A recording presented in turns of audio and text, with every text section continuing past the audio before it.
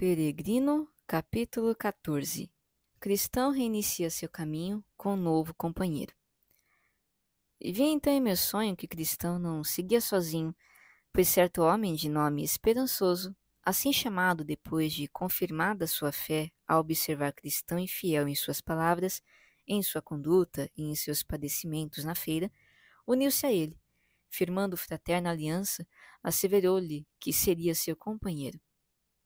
Assim, um morreu para dar testemunho da verdade, mas outro nasceu de suas cinzas para servir de companheiro a Cristão. Esperançoso também disse a Cristão que muitos outros homens da feira aguardariam algum tempo antes de segui-los, e vi que, logo depois de deixarem a feira, alcançaram certo homem que saíra antes deles, chamado Interesse Próprio, a quem disseram: De que terras, meu senhor? E até onde pretende seguir neste caminho? Respondeu que vinha da cidade das boas palavras e seguia rumo à cidade celestial, mas não lhes disse o nome. De boas palavras? Disse Cristão. E vive lá algum homem bom? Acho que sim. Por favor, senhor, qual o seu nome? Sou estranho para vocês e vocês para mim, mas se vocês estão seguindo por este caminho, gostaria de tê-los como companhia. Caso contrário, só me resta conformar-me. Essa cidade das boas palavras, já ouvi falar dela, e se bem me recordo, dizem que é um lugar rico. Posso assegurar-lhe que sim, tenho lá muitos parentes ricos. Não se ofenderia se eu perguntasse quem são os seus parentes? Praticamente a cidade inteira, em especial meu senhor vira-casaca, meu senhor transigente e meu senhor boas palavras, de cujos antepassados a cidade herdou o nome. Também o senhor Capacho, o senhor Duas Caras e o senhor qualquer coisa. O vigário da nossa paróquia, o senhor Duas Línguas, era meio-irmão de minha mãe, por parte de pai, e para lhe dizer a verdade, tornei-me cavalheiro de certa dignidade. Meu avô, no entanto, não passava de um barqueiro que, olhando para um lado, remava para o outro. Eu mesmo conquistei a maior parte de meus bens com essa ocupação. É casado? Sou, e minha esposa é mulher muito virtuosa, filha também de mulher virtuosa. É filha da senhora dissimulada. Procede, portanto, de família muito honrada e alcançou tal nível de educação que sabe portar-se em todas as situações diante de um príncipe como de um camponês. É verdade que no campo da religião divergimos um pouco dos mais rígidos, mas apenas em 2 pontos menores. Primeiro, jamais remamos contra o vento e a maré. Segundo, somos sempre muito zelosos quando a religião calça suas sandálias de prata. Adoramos acompanhá-la pelas ruas em dias de sol para ouvir os aplausos do povo. Cristão, afastando-se um pouco dele, foi falar com o Esperançoso, dizendo: Parece-me que este homem é interesse próprio, de boas palavras, e se for mesmo ele, temos como companhia um velhaco sem rival em todas essas terras. Pergunte-lhe, acho que ele não deve ter vergonha do próprio nome? Assim, Cristão foi ter novamente com ele e disse: Amigo, você fala como se soubesse algo mais do que todo mundo. E se não muito me engano, desconfio que sei quem é você. Seu nome não é interesse próprio de boas palavras? Esse não é meu nome, mas de fato um apelido que me deram alguns que não me toleram. Só me resta conformar-me em tê-lo como censura, como também outros bons homens já suportaram nomes igualmente constrangedores. Mas então você nunca deu motivo para que os homens o chamassem assim? Nunca, jamais. O pior que já fiz, que talvez lhes tenha dado motivo para me impingir esse nome, é que sempre tenho a sorte de poder me ajustar aos costumes correntes, sejam quais forem, e a minha aventura é fazê-lo com perfeição. Se, porém, as coisas assim se lançam sobre mim, que isso eu tenha como bênção, mas que não me sobrecarreguem de censuras ou os maliciosos. Julguei de fato que você era o homem de quem já ouvira falar, e para lhe dizer o que penso, temo que o seu nome se lhe ajuste mais perfeitamente do que você está disposto a admitir. Bem, se é assim que você pensa, não posso impedi-lo. Asseguro-lhe que você me achará um ótimo companheiro de viagem se me aceitar como tal. Se quer ir mesmo conosco, precisa seguir contra o vento e a maré, que percebo vai contra as suas convicções. Precisará também aceitar a religião vestida de trapos, não só em suas sandálias de prata, e ainda ficar ao lado dela quando estiver agriolhada, não só quando andar pelas ruas sob aplausos? Você não pode me impor isso, nem dominar a minha fé. Não me negue a minha liberdade, mas permita-me acompanhá-los. Nem sequer um passo a mais, a menos que você aceite agir como proponho, como nós agimos. Jamais abandonarei os meus antigos princípios, pois são inofensivos e proveitosos. Se não puder acompanhá-los, devo continuar como antes de vocês e me alcançarem, mesmo só, até que afinal alguém se agrade da minha companhia. Ora, vi em meu sonho que cristão e esperançoso dele se afastaram, mantendo certa distância à frente. Um dos dois, porém, olhando para trás, viu três homens seguindo o senhor interesse próprio. E eis que, segundo o alcançaram, fez ele diante dos homens respeitosa reverência. Os três também o cumprimentaram, chamavam-se Senhor Apego ao Mundo, Senhor Amor ao Dinheiro e Senhor Avareza. Homens que interesse próprio já conhecia, pois na meninice foram colegas de escola e tiveram como professor certo Senhor Apego, da cidade de Amor ao Lucro, centro comercial do país da cobiça ao norte. Tal professor ensinou-lhes a arte de conquistar por violência, fraude, bajulação, mentira ou falsa religião. E esses quatro senhores muito aprenderam dessa arte com o seu mestre, tanto que cada um deles poderia sozinho abrir uma escola. Bem, depois de se cumprimentarem desse modo, disse o senhor Amor ao Dinheiro, ao senhor Interesse Próprio: quem são aqueles ali adiante? Pois cristão e esperançoso ainda eram visíveis à distância. São dois homens de uma terra distante que, a seu modo, seguem em peregrinação. Ora, por que não nos esperaram para que pudéssemos desfrutar de sua companhia? Pois eles, como nós e também como o Senhor, presumo, somos todos peregrinos. Nós, de fato, somos. Mas os homens que seguem lá adiante são tão rígidos, amam tanto suas convicções e têm tão pouca consideração pelas opiniões dos outros, que nenhum homem é piedoso bastante se não pensar como eles. A não ser que os acompanhe em todas as coisas, eles logo se afastam. E isso é ruim. Mas já lemos sobre alguns que são tão exageradamente justos que a sua rigidez os faz julgar e condenar a todos, menos a si mesmos. Mas sobre o que vocês divergiram? Ora, eles, por conta de sua teimosia, concluíram que é dever de todos avançar sob qualquer intempérie, mas eu sou de opinião que o melhor é aguardar o vento e a maré certa. Eles não hesitam em arriscar em um instante tudo por Deus, mas eu prefiro tirar vantagem de tudo, a fim de garantir a minha vida e os meus bens. Eles defendem suas ideias, mesmo que todos os outros homens lhes sejam contrários. Mas eu defendo uma religião conforme os interesses dos tempos e da minha própria segurança. Eles são pela religião, mesmo quando esta se apresenta vestida de trapos e desprezada, mas eu a defendo quando ela ostenta suas sandálias de prata à luz do sol e sob aplausos. Ora, você faz muito bem, meu bom interesse próprio.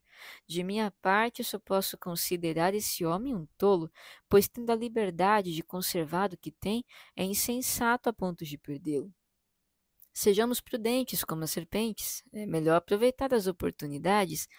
Você sabe que a vespa repousa durante todo o inverno e só se mexe quando pode trabalhar com prazer. Deus às vezes manda chuva e às vezes o sol. Se eles são tolos a ponto de sair debaixo de chuva, vamos nós andando num bom tempo. De minha parte, gosto mais da religião que se abriga na segurança das boas bênçãos de Deus sobre nós, pois se ele nos agracia com as boas coisas desta vida, quem é que, julgando-se regido pela razão, conceberia que Deus não quer que as conservemos e guardemos? Abraão e Salomão enriqueceram na religião, e Jó diz que o bom homem há de acumular ouro como pó. Então o bom homem não será como aqueles senhores que seguem ali adiante, se são de fato como você os retratou. Penso que todos nós concordamos nessa questão, portanto não precisamos mais falar sobre isso. Não, de certo não. É preciso falar mais sobre essa questão, pois quem não crê nem nas Sagradas Escrituras, nem na razão, e vocês bem sabem que temos ambas ao nosso lado, tampouco conhece a sua própria liberdade, nem busca a sua própria segurança. Meus irmãos, como vocês podem ver, estamos todos em peregrinação e para que nos desviemos das coisas más, permitam-lhe que lhes proponha esta questão. Imagine que um homem, um ministro ou um comerciante tenha diante de si a oportunidade de alcançar regalias nesta vida. Ele, porém, de modo algum pode tomá-las para si, sem que, pelo menos na aparência, se faça extraordinariamente zeloso em alguns pontos da religião pelos quais antes sequer se interessava. Não poderá ele usar esse meio para alcançar o seu propósito, conservando-se ainda assim homem justo e honesto? Entendo o fundamento da sua pergunta e, se me permitirem, tentarei dar uma resposta.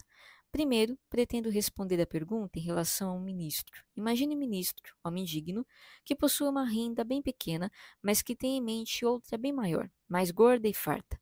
De repente, ele vê a oportunidade de consegui-la, mas para isso precisará ser mais esforçado, pregar com mais frequência e com mais zelo, e alterar alguns de seus princípios conforme a índole do povo exigir.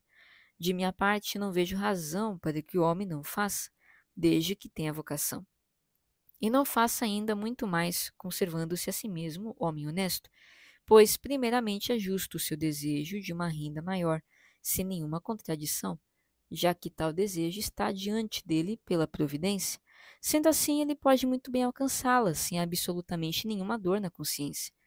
Em segundo lugar, continuou, esse seu desejo de uma melhor renda o torna mais esforçado, um pregador mais zeloso, e, portanto, faz dele um homem melhor?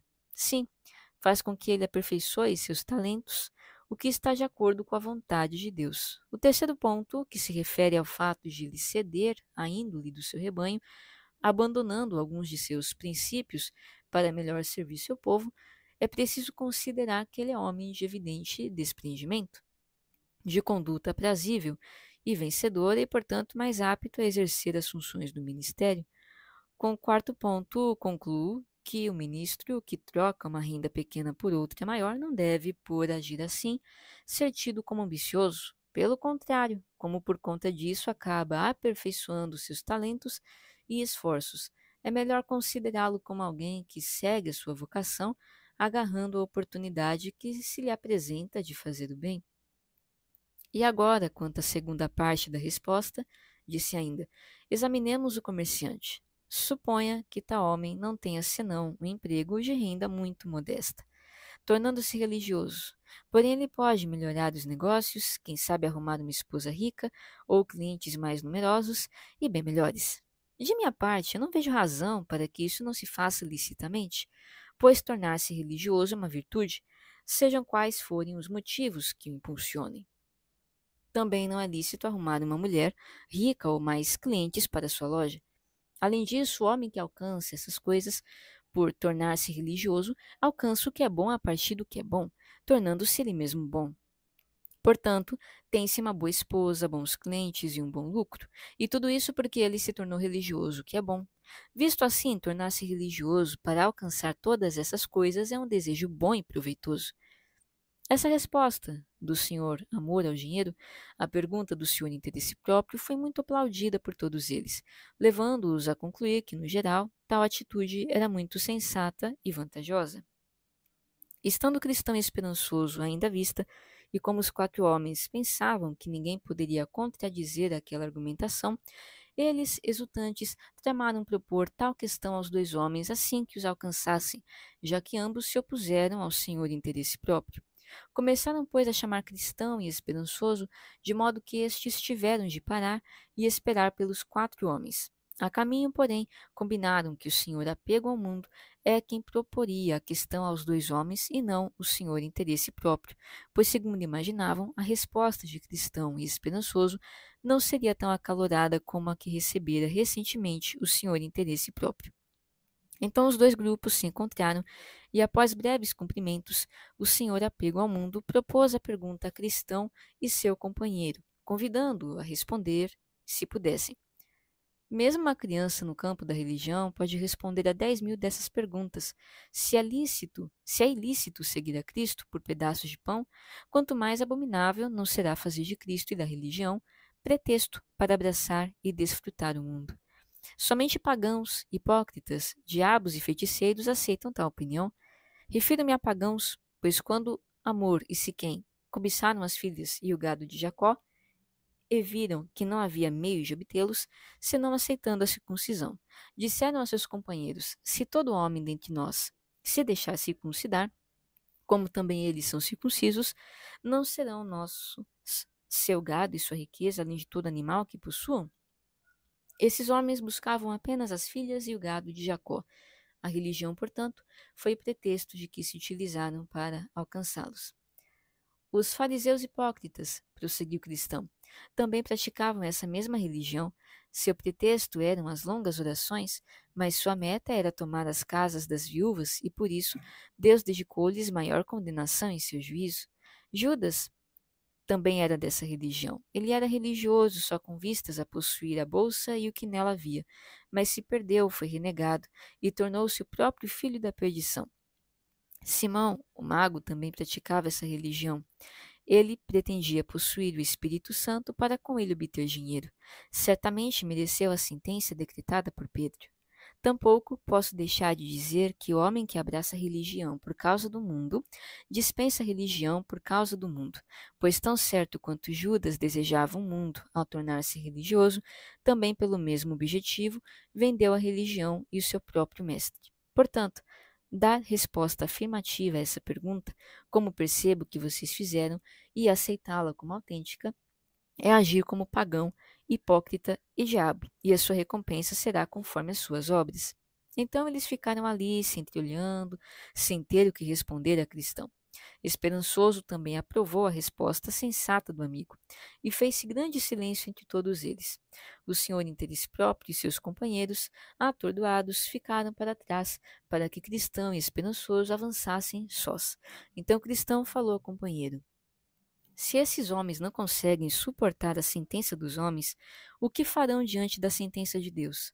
E se eles se calam quando enfrentam vasos de barro, o que farão quando forem repreendidos pelas labaredas de um fogo devorador?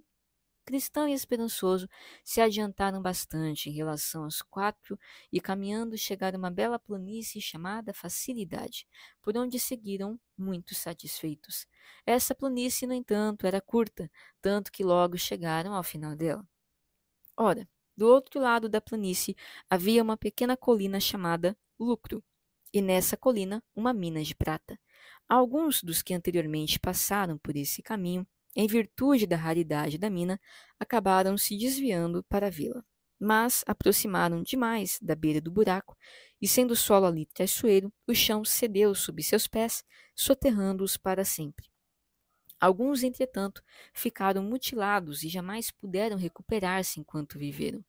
Vi então em meu sonho que a pequena distância do caminho, perto da mina de prata, achava-se Demas, que de modo distinto convidava os que por ali passavam a vendê-la. Então disse ele a Cristão e seu companheiro: Ei, senhores, venham, por favor, até aqui. Quero lhes mostrar algo. Que coisa é essa capaz de nos desviar do caminho? Há aqui uma mina de prata e alguns a escavam em busca de riquezas. Se vierem, com pouco esforço, poderão juntar para vocês um belo tesouro. Vamos lá ver. Eu não. Já ouvi falar antes desse lugar e que muitos ali pereceram. Além disso, essas riquezas são laço para os que as buscam, pois por causa delas se retardam na peregrinação.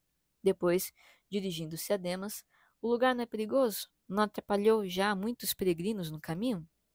Não é muito perigoso, exceto para os descuidados, mas coroou ao dizer isso. Disse então o cristão esperançoso: Não vamos perder tempo aqui, continuemos no nosso caminho. Posso lhe garantir que ao chegar em interesse próprio, se ouvir o mesmo convite, certamente se desviará para ver. Sem dúvida, pois seus princípios o levam por esse caminho e aposto 100 contra 1 que ali ele perderá a vida. Vocês não querem ver, então? Cristão respondeu-lhe asperadamente: Demas, você é inimigo da vida reta do senhor deste caminho, e já foi condenado por um dos juízes de sua majestade quando se desviou.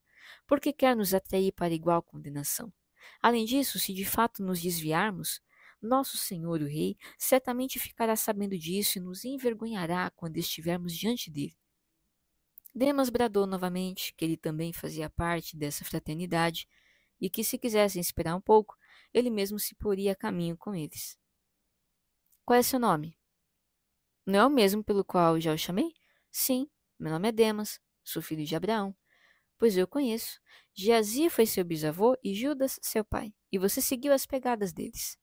Você está usando um estratagema diabólico. Seu pai foi enforcado como traidor e você não merece recompensa melhor. Pode estar certo de que ao encontrarmos o rei, a ele relataremos esse seu comportamento. E assim seguiram seu caminho.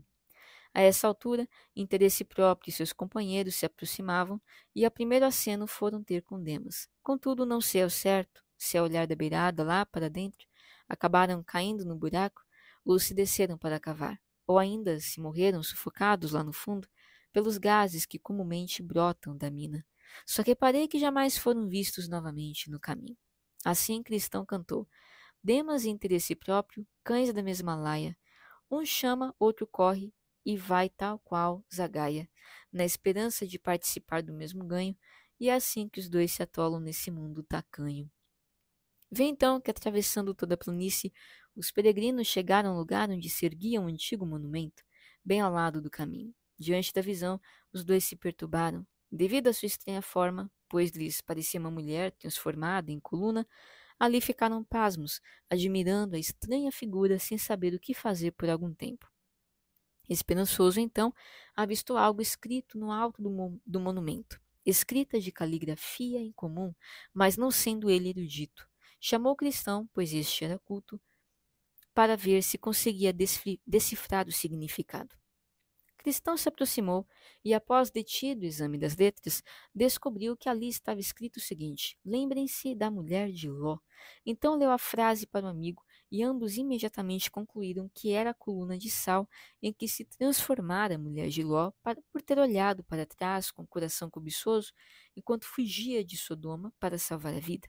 Diante dessa visão tão espantosa e repentina, puseram-se a conversar. Ah, meu irmão, aí está algo oportuno, pois veio em boa hora. Depois do convite que Demas nos fez de subir para ver a coluna do lucro, se tivéssemos de fato subido até lá, como ele queria e como você estava inclinado a fazer, meu irmão, certamente seríamos agora espetáculo para os que vêm depois de nós. Sinto muito ter sido tão insensato. Isso me faz imaginar por que não estou agora como a mulher de Ló, pois qual a diferença entre o pecado dela e o meu? Ela apenas olhou para trás e eu desejei ir lá ver. Ah, bendita graça, que eu me envergonhe sempre de um dia tal ideia ter encontrado abrigo no meu coração.